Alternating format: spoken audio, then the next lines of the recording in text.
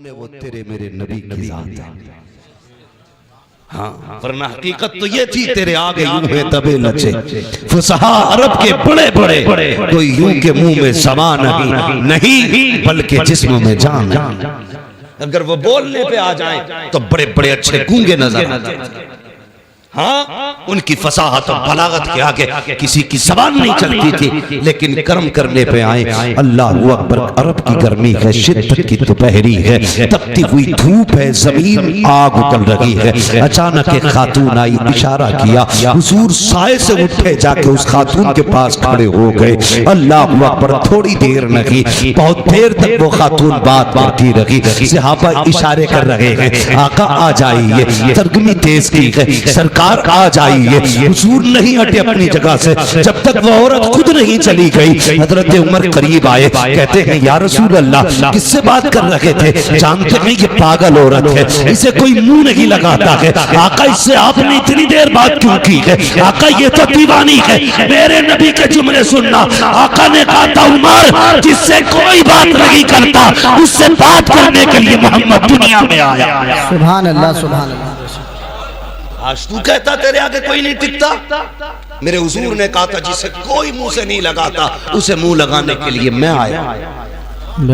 तो बड़ा वो नहीं जिसके आगे दुनिया छोटी लगे, बड़ा वो है जिसके आगे कोई छोटा ना लगे, कोई छोटा ना लगे। तारीख पढ़ो ना आप, खुदा की कसम हुजूर ने। और एक बात याद रखिएगा, ये तारीख है और कायदा भी है। मौलाना तालिब साहब, ये कायदा भी है, बात मनवाने के लिए जात मनवानी पड़ती है। ठीक है जी, बात मनवाने के लिए जात मनवानी पड़ती है।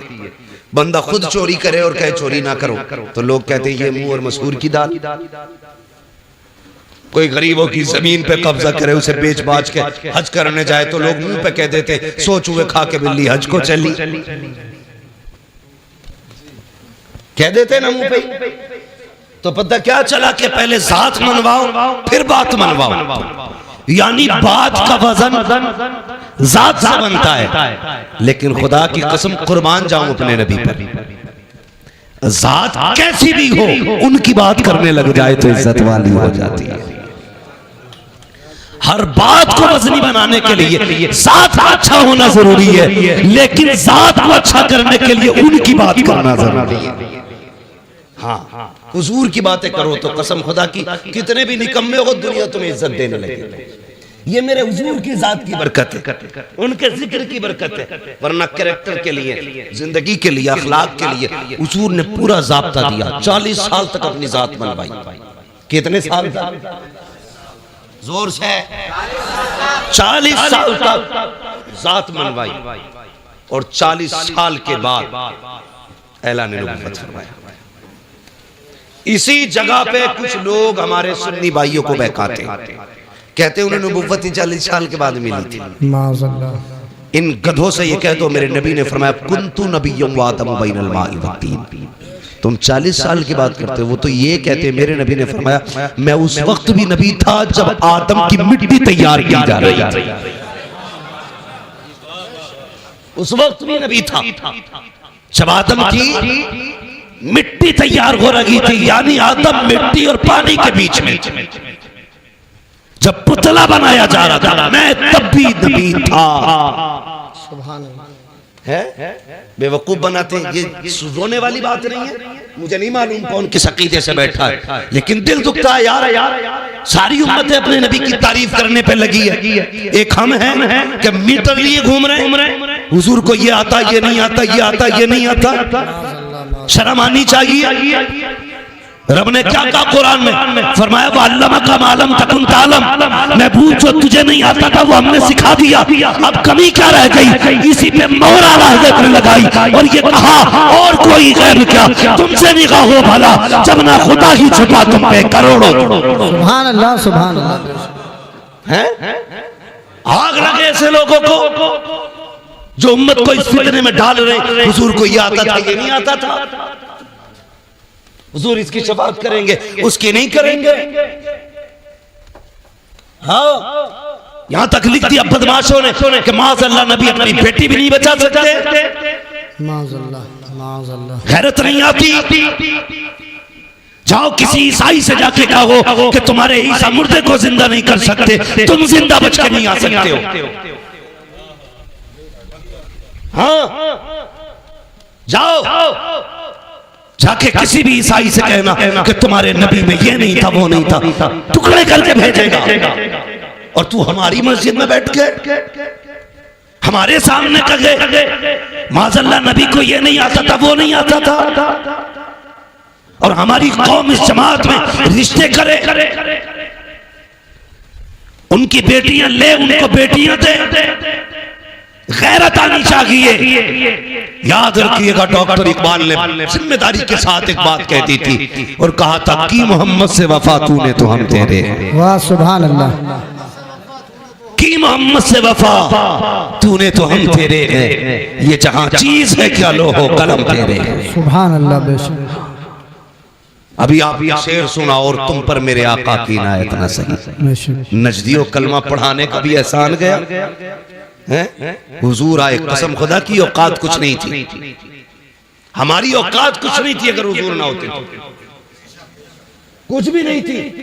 और सच पूछो इन उलमा से, जाओ किसी यहूदी की तारीख पढ़ो, ईसाई की तारीख पढ़ो, जिस उम्मत की चाहो तारीख पढ़ लो। अगर गुनाह कर देते थे या तो दरवाजे पर लिख दिया जाता था ये फला गुनाहगार का दरवाजा है, या माथे पे लिख दिया जाता था इसने ये गुनाह किया है। हुजूर आए, तुमने रातों में गुनाह किए लेकिन लिखा नहीं गया, तुमने रब को नाराज किया, तुम्हारी चौखट पे नहीं लिखा गया, तुमने रब की नाफरमानी की, तुम्हारे माथों पे न लिखा गया। जानते हो किस लिए? रब ने वादा किया महबूब मेरा वादा है जब तक तू इनके बीच रहेगा मैं इन्हें अज़ाब नहीं दूंगा। आज जो बच रहे हो ये तेरा करम नहीं है, ये मदीने वाले का कदम। वाह सुभान अल्लाह सुभान अल्लाह। बेशक ये हुजूर का सदका है और हमारी कौम अंधी होती जा रही है। मैं सिर्फ इतना कहूंगा, जाओ पकड़ के लाओ किसी भी नज्द की बदमाश औलाद को। चैलेंज है मेरा, हुजूर से ज्यादा कोई रोया हो तुम्हारे लिए तो बताओ। हुजूर से ज्यादा कोई रोया हो तो, हुजूर से ज्यादा किसी ने आंसू बहाए हो तो मुझे बताया जाए। तारीख पढ़ डालिया। अल्लाह अकबर। हुजूर इबादत के लिए गार में जाते थे। बहुत गौर से सुनना, मैं हुजूर का किरदार बताने लगा। गार में जाते थे, पहली बार जिब्रील आई हुजूर के पास। जब पहली वही नाजिल हुई ना, और जिब्रील ने आके कहा था इक़रा, महबूब पढ़ो पढ़ो। हमने इस इक़रा के राज को नहीं समझा। बहुत गौर करना मेरी बात, इक़रा के राज को नहीं समझा। हुजूर उस जमीन पे आए थे जहां की जमीन भी पत्थर थी और दिल भी पत्थर के थे। तवज्जो है मौलाना इख्तियार साहब। हाँ, तारीख ले लिए, अपनी जिम्मेदारी पूरी नहीं हुई, तकरीर पूरी ना हो जाए। इक़रा का मतलब समझिए। हुजूर जिस जमीन पे आए वो जमीन बोलो पत्थर की थी। लोगों के दिल भी जी कैसे पत्थर थे? बेटियों को जिंदा दफन करते थे। मेरी बेटियां मेरी बात सुने, बहुत गौर से सुने।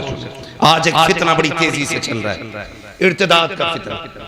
बेटियां धर्म छोड़ रही हैं और इश्क के तूफान में अंधी होकर के ना जाने किस किस के गले पड़ जा रही है।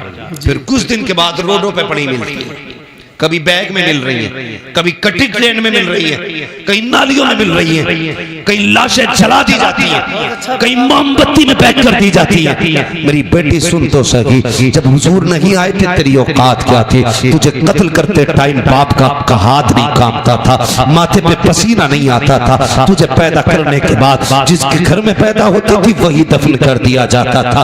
आज दुनिया तालीम तालीम गाती है, जिसकी तालीम के चर्चे हैं। अगर उस मुल्क की बात बात की जाए तो उस मुल्क की बरतानिया की अपनी हकीकत ये थी कि किसी कमजोर को जीने का अधिकार नहीं था। अगर कोई बच्चा कमजोर पैदा होता तो गवर्नमेंट का हुक्म ये था कि सगीमा बच्चे को लेकर के जाती, पहाड़ से नीचे फेंक दिया करती थी, बच्चा मर जाया करता था। मजबूत बच्चा होता तो उस बच्चे को जीने का अधिकार था। सोच तो सकी, न बेटी जिंदा रह सकती थी न कमजोर जिंदा रह सकता था। इसी बरतानिया की तारीख है, एक माँ को खुदा ने बेटे से नवाजा, जब उसकी गोद में बच्चा आया, बड़ा कमजोर बच्चा था, हुकूमत का पैगाम आ गया कि बच्चा जिंदा नहीं रह सकता, अगर कमजोर रखेगा मुल्क की कमजोरी का सबब बनेगा, चाय से जाकर के पहाड़ से फेंक दे। माँ होती है यार, अगर काना बेटा हो तब भी माँ के लिए चांद होता है, काला बेटा हो माँ के लिए सूरज होता है, अपाहिज बेटा हो माँ के जिगर का टुकड़ा होता है, माँ को औलाद बड़ी प्यारी होती है। हुक्म आया है हुकूमत का, बेटे को पहाड़ से जाके फेंको। माँ ने बेटे को सीने से लगाया, पहाड़ की चोटी पर गई, जाके नीचे को झांक के देखा, गहराई थी, माँ का दिल तड़प गया, रोने लग गई। कहती बेटे अगर हुकूमत का खतरा न होता तो मैं तुझे सीने से लगा के पालती, पूरी जिंदगी कांधे पे रखती। ए मेरे बेटे मजबूरी है, क्या करूं। माँ ने ये कह के बेटे को जब सीने से जुदा किया, पहाड़ से नीचे फेंका, माँ के हाथ उठ गए, रो के कहा था या अल्लाह कब तक ये बेटे मारे जाएंगे।